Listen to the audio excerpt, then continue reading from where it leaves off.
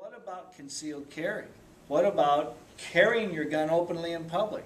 Are we going to go out there right now and exercise Our rights? No, because we know as soon as we do, they'll snap us and throw us in the cooler. Okay. And this is the challenge. This is what I was talking about before. The problem is, once you accept the paradigm that these rights are inherent, they're mine, even if they tear up the Constitution and throw it away, these rights are mine. Why aren't we exercising our rights? One thing: fear. And that's what keeps everybody in line, is fear.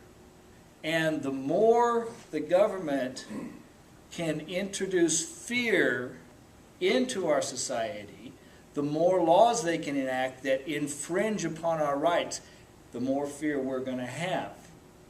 And this is how governments get around our rights. We are conditioned to accept what they tell us we have to do. We're conditioned to it. We've grown up with it. Mm-hmm. And if we've grown up with these infringements, by the time we pass it on to our children, they've added these infringements and these.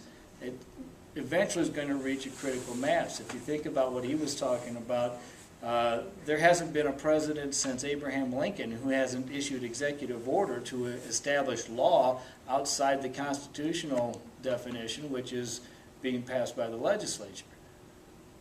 And yet we've learned to accept all that. And we're afraid to stand up. Well, how many of us are going to stand up to a presidential order? Well, I don't think very many of us are going to do it. And yet, it is our right. So this is a problem with the concealed carry issue. We're asked all the time in the forums, well, what's your position on the Second Amendment?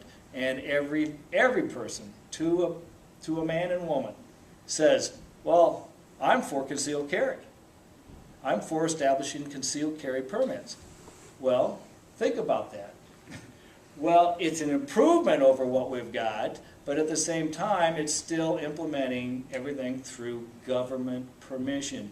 And who is going to stand up and fight that? Close to